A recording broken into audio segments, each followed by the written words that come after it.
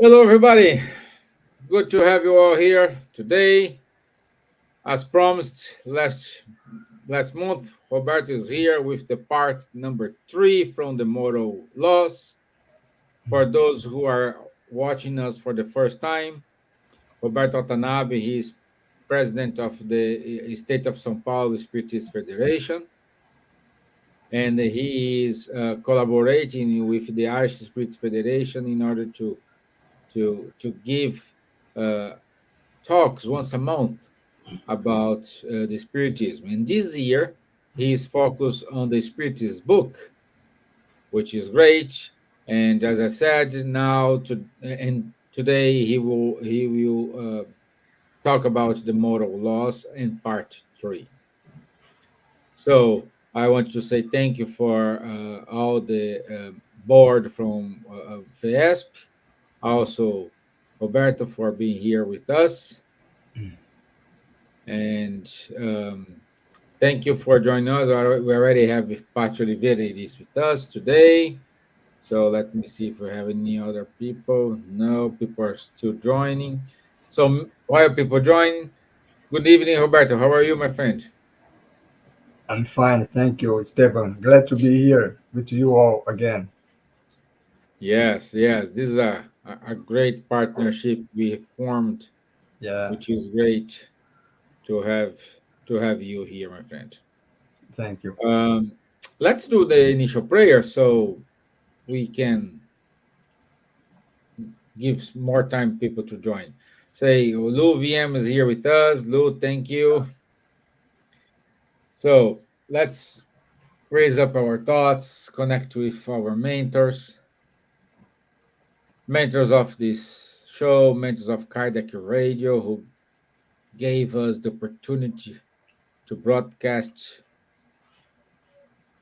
around the world. Thank our mentors to make it possible. May this prayer reach those brothers and sisters who are in need, especially those who are in the war zones. May the peace, may the love reach their hearts, reach their souls. Amen. Okay, my friend. Uh, okay, we have already 22 people, so I think they are here to listen to you instead of me talking. So I let me put the deck. Okay, and off you go. Let me know if you need me. Okay, thank you, Stevan. So today we are going to see the last part of the moral laws, and we are going to see this last two laws. We have 10 moral laws, and then we've seen today the law of equality and the law of justice, love, and charity. And then we are finished this book three of the Spirited book, seeing the last chapter, which is moral perfection. So let's start by the law of equality. We have the natural equality. Natural equality means that we all are equal before God, and we all tend to the same goal.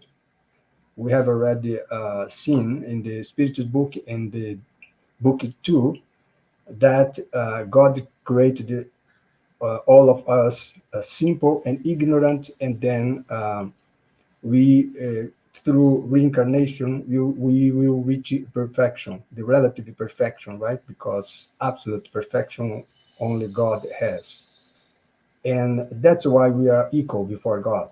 Uh, we we are created the same way, and we all have the same target, the same goal, right?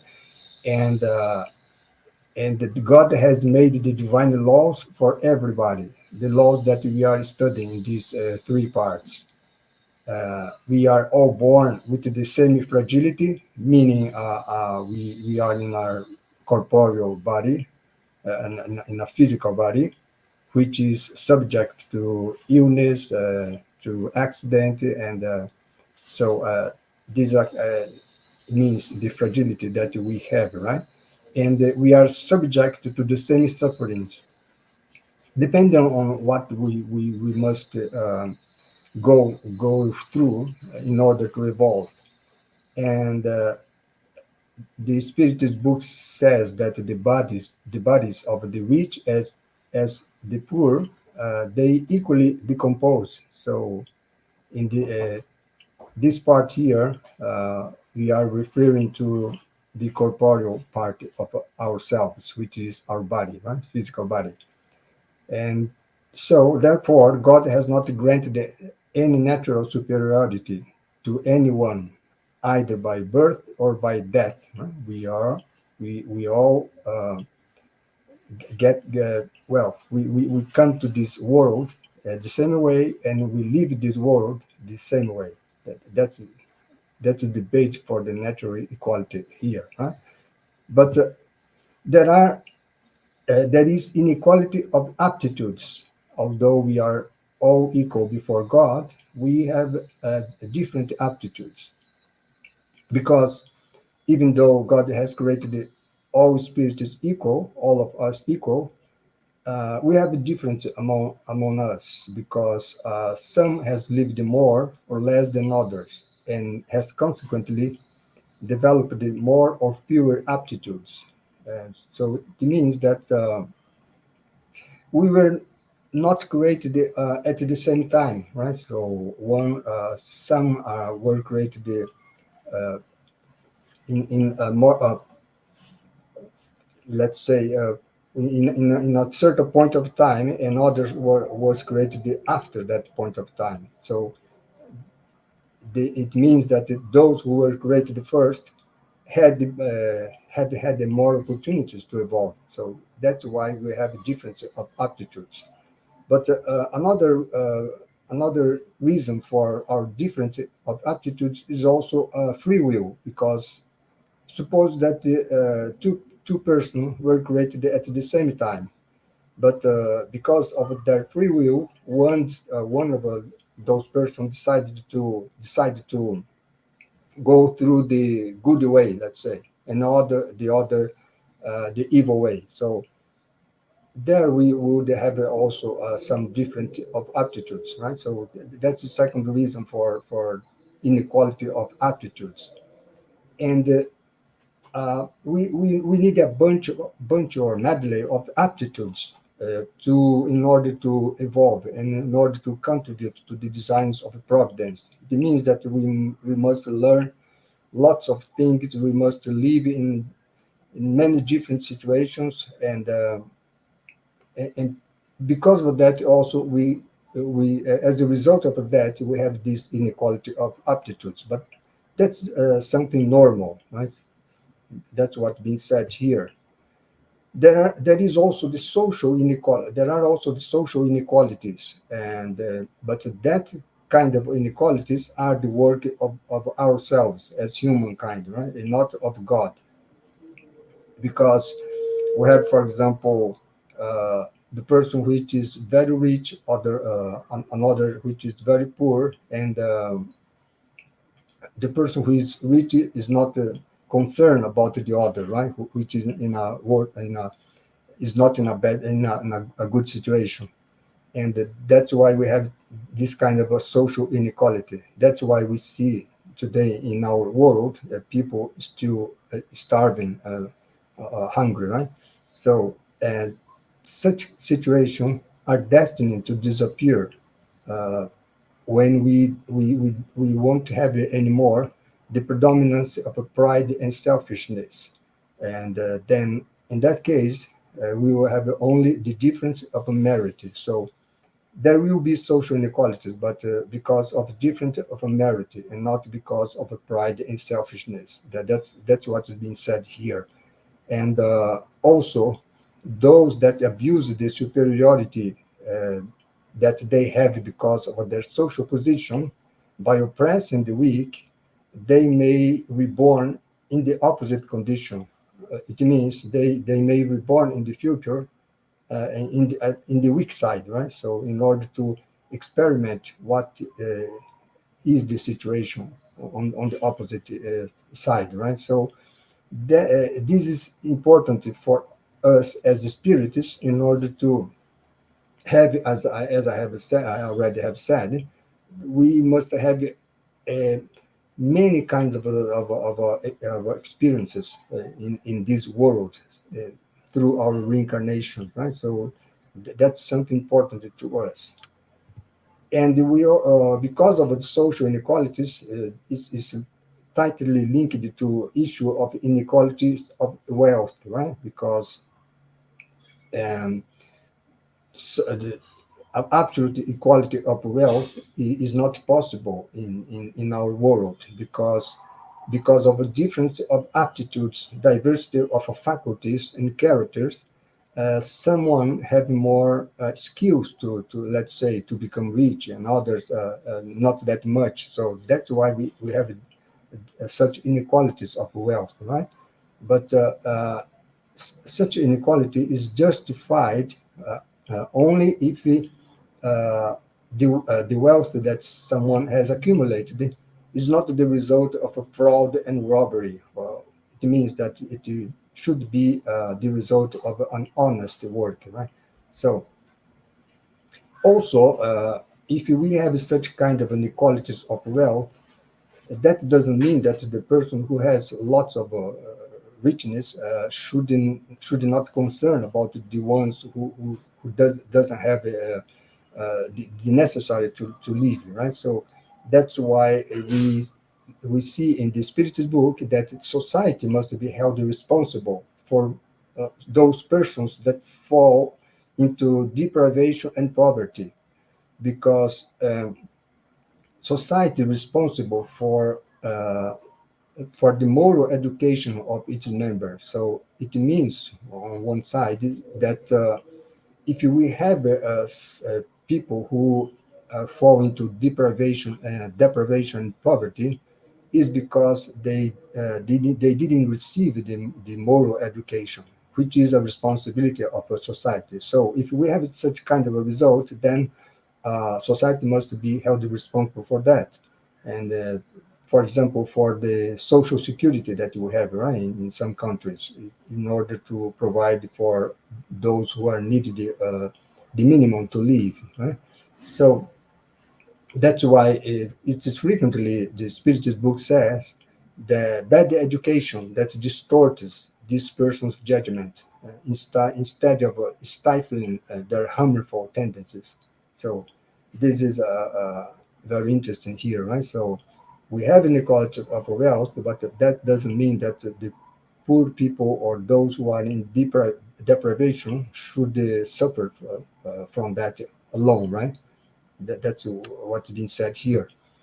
And wealth and poverty are trials that we as spiritists have, and God considers wealth uh, for some of us and poverty to others, in order to test every one of us differently, because in many times such a kind of a trials are chosen by we ourselves before we incarnate here in this world, right?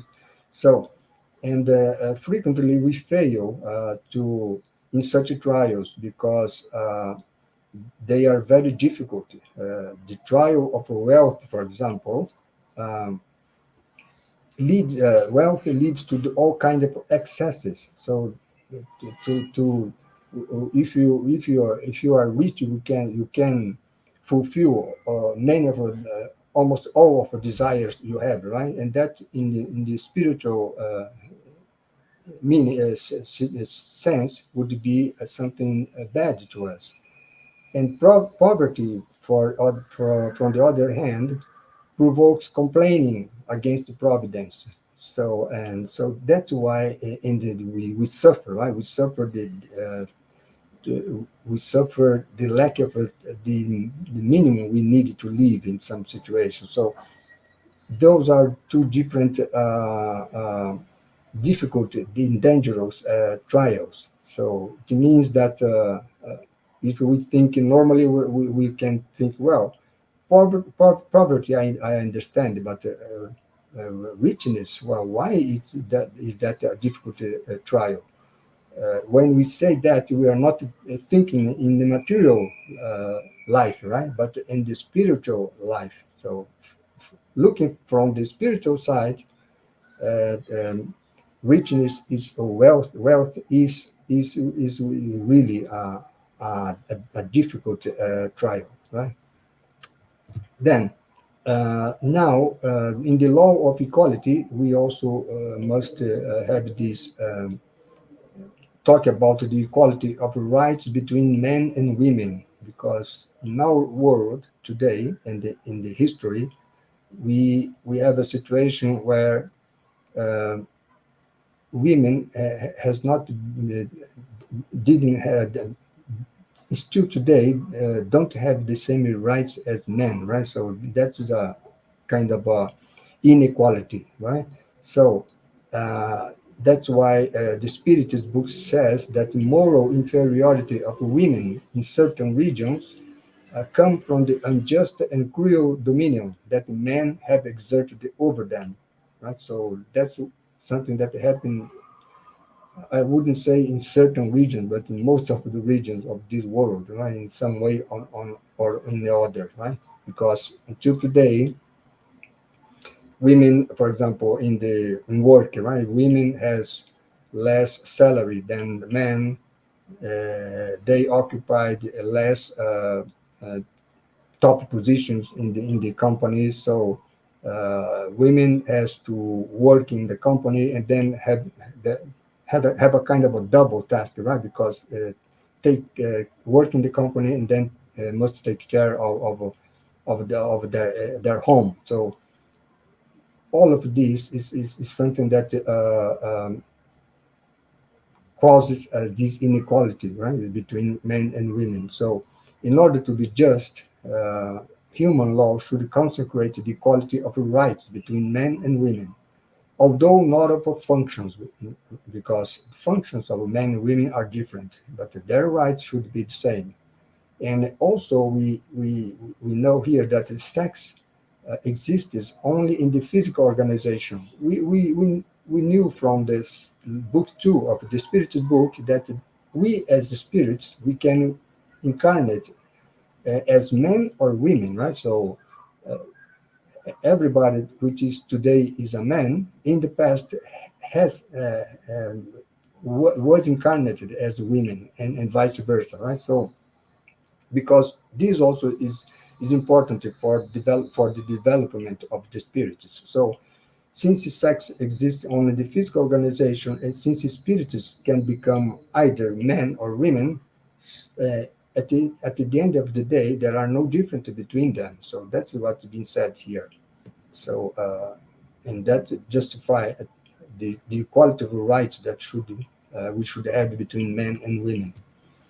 Now let's talk a little bit about the law for justice, love, and charity, the last law, right? So the Spiritists say that this law is the most important of all the 10. In some sense, it comprises all the others. And let's start by justice, right? So the relationship between justice and natural rights. And what we see here is that the sentiment of justice is natural. It's so natural in us that we revolt at the thought, or if we see an injustice being done, right? So that's because the sentiment of justice is in ourselves, in our conscience.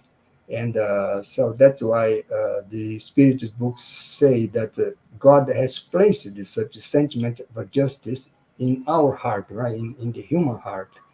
And and that's why we find such notions of justice not only in the knowledgeable people, right, but also on the very simple people, because God has placed in the heart of everybody. but we can understand justice in a different way because of the passions that we have, right? In most of us, the sentiment of justice is is mixed with the passions, and then we have a little bit distorted the sentiment of justice, right? For example, think for example in the situation that I I want my friends to to have it. I want justice to my friend, but not necessarily to my enemies, for example. Right. So here we have this sentiment of justice mixed with the passion. And what is justice after all, right? Justice consists in respecting the rights of others. So, and such rights are determined by two things: the human law and natural law. When we say human law, is the law that we have, right? The civil law, criminal law, corporate laws, and the natural law is the law of God. It's something that we are studying here. And the rights established by human laws do not always conform to justice and only regulate certain social relations. Let's think, for example, about the death penalty, right? Death penalty is a human law, but is not in conformity with the natural law, because in natural law we defend life, right? And we will see that in a moment. This the most important right of every one of us is the life, is the right to stay alive. So death penalty is something that goes against it, right? So, but that is a human law, which is as humankind develops, such kind of a law will be replaced by more just laws. And also, human laws, they reach only the exterior that we make, right? Because in private life, there are a huge number of actions that are the exclusive jurisdiction of the court of our conscience, right? So it means that, for example, I can I can do something good to someone, but what is important in moral dimension is the intention that moves me to do that action, right? If I have some interest in that, that is not morally correct, right? So but this kind of thing, the intention that I have when I do something good to someone or something bad to someone, uh, such intention is not reached by the human law. The human law does not see that, right? They only can see what can be proved, right? So the intention is something that is in our conscience. But we have our conscience. So remember that God has put in our heart or in our conscience the sentiment of justice. So if we do something wrong, even if the human law doesn't reach us, our conscience knows that, right? And that that means here the court of conscience. And justice based on natural law is that of Christ, right? Natural law is the law of God. So, and that's why Christ told us, right? So, do unto others whatsoever you would have them do unto you. So, this is the golden rule, right? Is known as the golden rule. And God could not give us a safer guide than our own conscience. So it means that I'm in doubt in some action that I'm going to do, just to think in that way, and then we will know if we should or should not do that action, right? And that's why the criterion for true justice is in designing for others what we would desire for ourselves, and not in designing for ourselves what we would desire for others, because that is not the same thing. Why? Because if we desire for others what we desire for ourselves, we will always desire good for others, because we of course always desire good for ourselves, right? But designing for ourselves what we would desire for others is not the same thing, because in some situation, for example, a person who has an enemy, he would desire a bad for other, right? But he would not and would never desire bad for himself or herself, right? So that's why it's not the same thing here. And so we have a very simple and criterion to know to judge our actions here is based on the natural law. Let's talk now about the right of ownership, but before that, we have here the right to stay alive. So the first of all the natural rights of we humans is the right to stay alive. So because we have such a right to stay alive, then it gives us the right to accumulate what is needed to live, right, through honest labor and not as selfish individuals. So it means that we can accumulate what's needed to our life, but if that was accumulated through honest labor and not through fraud or robbery, as we have seen already, right? And not to accumulate just for accumulating, right? As selfish individuals. We accumulate and we have much more than we need. So that would not be something good, right? And but anyway, assets accumulated in this through honest labor are legitimate property, and then we have the right to defend it in the court, right? In the human law, through human law. Um, because the ownership of these assets comprises a natural right that is as sacred as the right to work and the right to stay alive. So that's why theft, for example, is something that is out of this kind of a right, right? If it's someone accumulated assets by theft, that would not be something a legitimate property in this case, right? So let's talking now. After talking about justice, let's talk about charity and love for our neighbor. When we think about charity, normally people think about the alms giving, right? So to give it something to someone which is in need for that in order to live, and charity is not restricted to this, right? Because in Brazil, for example, we have this problem, right? We have lots of people who need charity in this sense, which everybody is thinking about. But charity is not restricted to that. If we go to Europe, for example, we don't have it much such situation. But even there, charity is also needed because charity embraces all our relations with our fellow humans. So that's why the true meaning of the word charity is benevolence toward everyone, indulgence toward the imperfection of others, and forgiveness for offenses. So that is something universal, right? So it's not related to material situation or someone, right? And we must think charity in this way. So, and that's why love and charity supplement the law of justice, because loving our neighbors is to do them all the good possible we can do. So that's why Jesus said, right, love one another as brothers and sisters.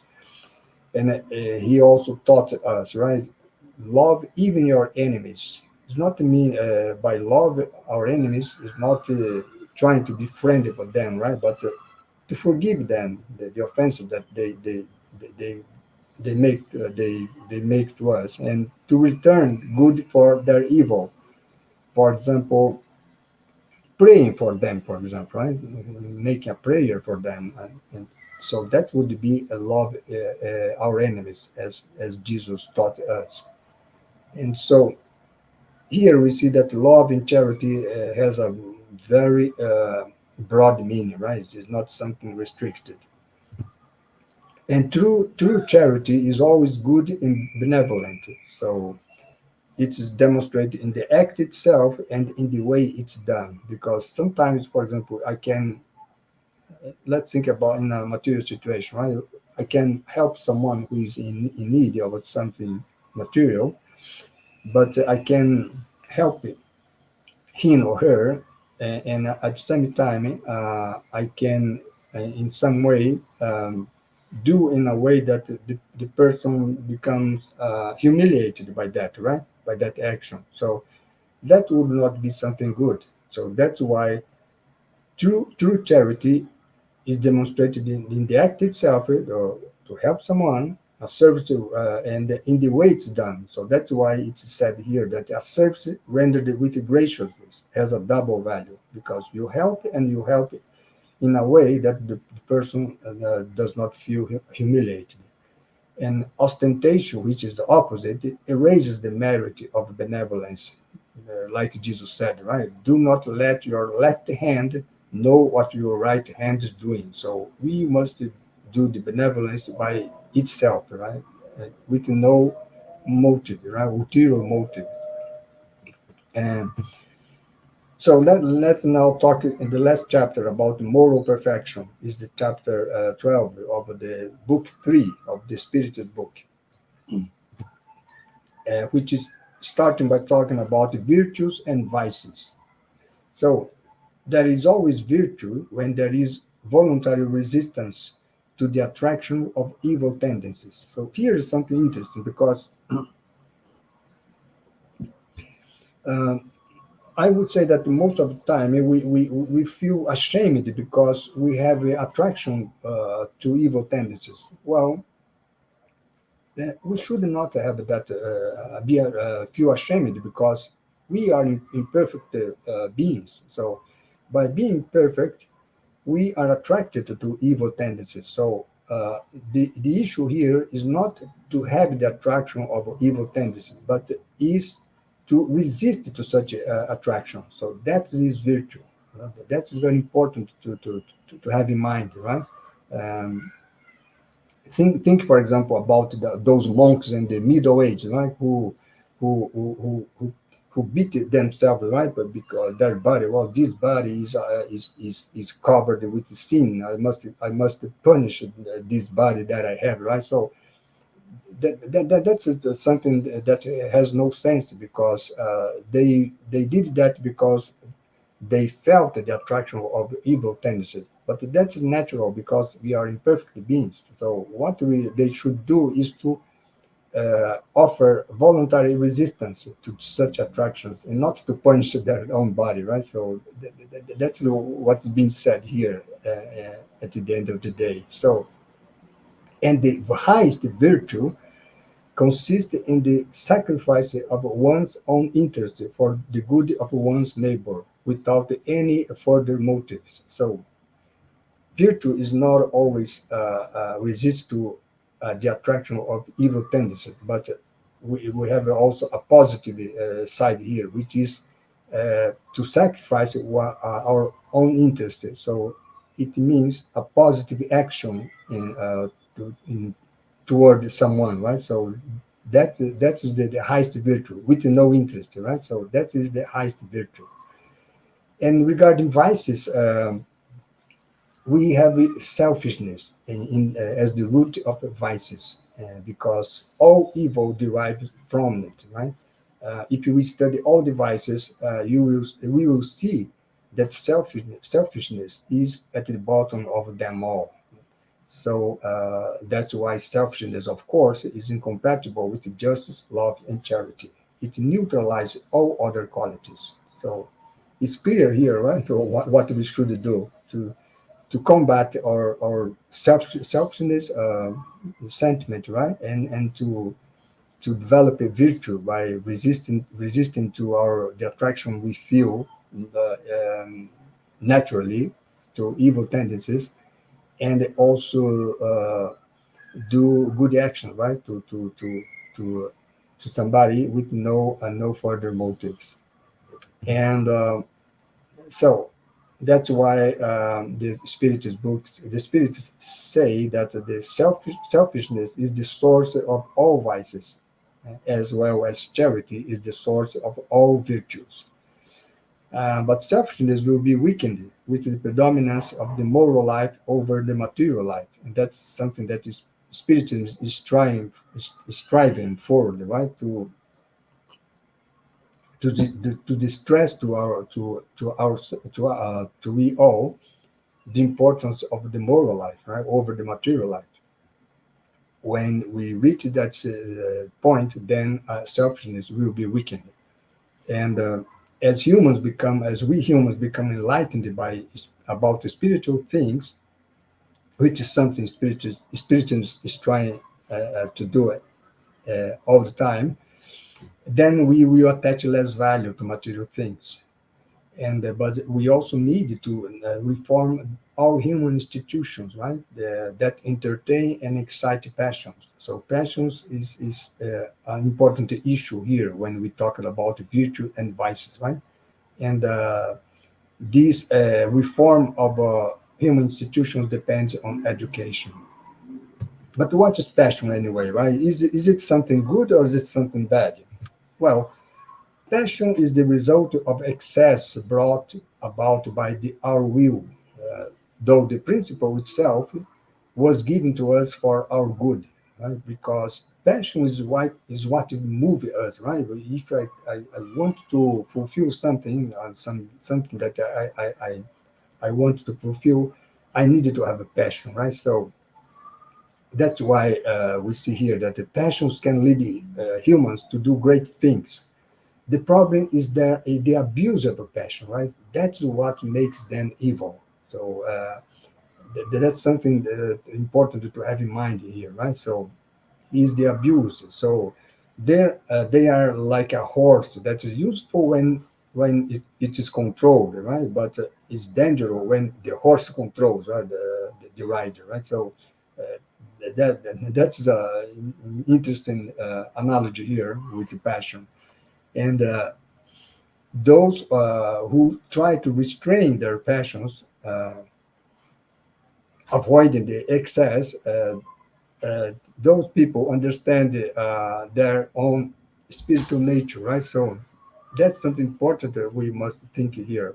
Passion is not something bad, right? It's what's given to us for our good, but we must take care of not going into excess. So that would be evil. So that's what being said here, teach it here, right? So and persons who are divested of selfishness and who practice charity exist in greater number than we might think, because we always say, right, that well, we live in a world of trials and expiations. We are here, we have a predominance of evil over good. So this is our world. That's why we see wars, we see conflicts, right? We see lots of violence and inequalities, lots of inequalities. But what's interesting to see is that the most of the person who live in this present world are good people, right? So that's what's been said here. So they exist in greater number than we might think. Why that? Why is that? Right? It's because, like it said here, right? So, virtue does not seek to reveal itself in broad daylight, right? Virtuous people does not show themselves or to everybody. They act in silently, right? So, and that's why when human beings have been freed from the selfishness that dominates them, they will live as brothers and sisters. So uh, that part of the human beings that still are dominated by selfishness, when they get rid of that, then they will live as brothers and sisters. That's what's been said here, right? So in that case, when we live as brothers and sisters, then we have the strong supporting. The, being the support and not the oppressor of the weak, right? And no longer will anyone lack what is needed. So something that we saw before, right? So society would take care of those who are in need. So because we will live as brother and sister. We will think about not only about ourselves and our fellows, our relatives, for example, our friends, but also for the others, right? And this is the kingdom of the good that the Spiritism are in charge of preparing. So that's something that Spiritism is striving, right, for to fulfill, to accomplish in on earth. Let's talk a little bit then about the characteristics of a moral person. What is a what is a moral person, right? So moral person, of course, are those that who practice the law of just love and charity in its greatest purity. So it means that they practice such law without any selfish intention, right? So no interest, with disinterest. They know that all vicissitudes they face in life are trials or expiations, and well, from the past, right, from past actions, and then they accept them without complaining. They respect all sincere convictions. For example, if someone does not think like I do, I will accept that, right? I will respect it, and so and they do not anathematize those who don't think like they do. They study their own imperfection instead of studying the imperfection of others, right? And strives incessantly to combat those imperfections. And so we can say that such persons are truly free. It's not very easy, right, to find such kind of a person in this world because they are, as we just saw, right? They are not exposing themselves, but there are such kind of a person, right, in our world. And what is the effective mean, right, for improving ourselves to become a moral person? So the most important thing is self knowledge, and uh, improve it's knowing ourselves and resisting the draw of evil. So that's why the Spiritus books say that actually it's Saint Augustine which is saying here, right? A sage of antiquity, which is Socrates, right? That Greek philosopher from the 50th century before Christ, right? Uh, Socrates has already told us, know thyself. And what is the recommendation of Saint Augustine, right? Who lived in the fourth to 50th century after Christ? And his recommendation is that we should, at the end of the day, examine our own conscience, and then we should ask ourselves whether we had or not failed to fulfill some duty to do some good for in this case, right?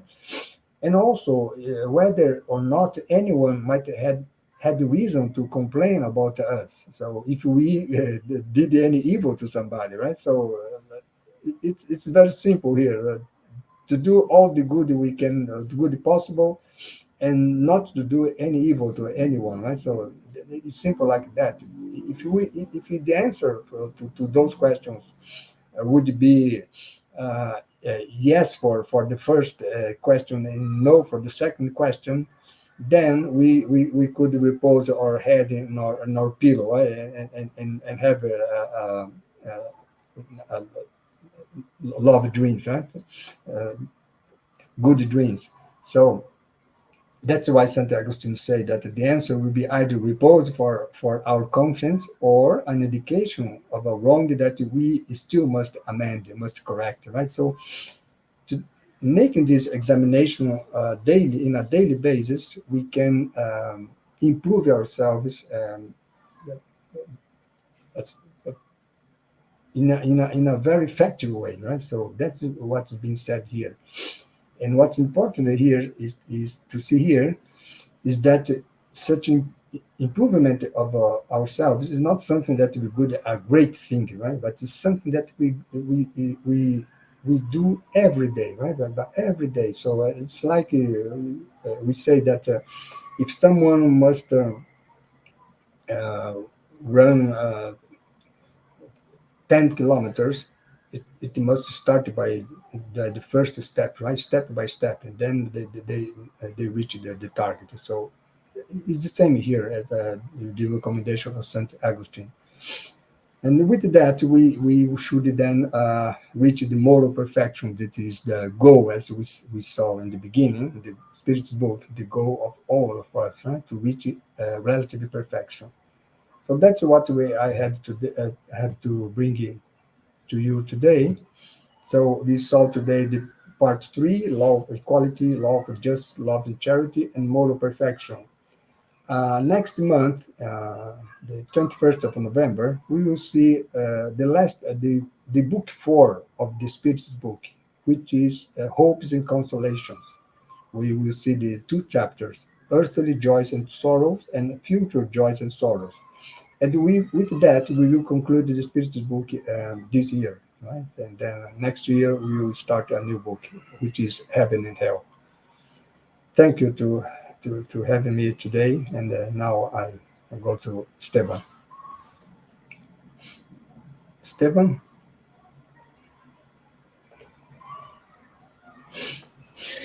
Okay, my friend. So it's good to have this. Okay, let me see that. There are comments here already. Better, Patch was faster than me. Looking forward for the next presentation. For now, a lot of think about. Thank you very much. Thank you for listening. Thank you, Pat, for your time. Well, Mhm. the next one it's probably Uh, it'll be November or January. November 21st November is 21st. yeah. Okay, okay. Because I know in December sometimes we don't do it because it's holiday. Yeah. Uh, So 21st of November of yeah. Then yeah we will end the Spiritus book, yeah and then next year we start a new book, yeah Heaven and Hell, like we have talked yes about, right? yes. Good good. Well, it's brilliant. So thank you so much, Roberto, for your time. Thank you, Lou. Thank you, Pachi. Thank you, Linda. Thank you, Roberta. Thank you, Naka Ivanovic. Thank you for your time. And before we wrap up, I just want to remind everyone we will have our healing, virtual healing today at 8:30 p.m. Irish time. So in about 25 minutes, you just need to go to our YouTube page. You don't need any link. It is just go to Spiritism Ireland, and the meeting will be broadcasting from there. Okay. So thank you, and Roberto, once again, uh, thank you for your time. Thank you, Stephen. We don't have any questions here, so I think we can wrap up and get people prepared for the virtual healing. Would you Okay, mind to do our final prayer, my friend? sure, sure. So thank Yeah. you all for this nice meeting, and then let's prepare to end our meeting today. And thank all the spiritual benefactors for all the support they gave us. They always give us in whenever we are reunited here in the name of Jesus. It means by thinking about what's good for our development, intellectual and moral, and then the all the spiritual benefactors will be with us, helping us, supporting us, inspiring us. So thank you everybody for such help. And finally, we will want to thank God for the life that this incarnation that we have, where we find and know this spiritism that help us in such a path to the relative perfection. So be it. Amen. Okay. Thank you, my friends. I'll see you next Thursday. Thank you. Bye bye. Bye.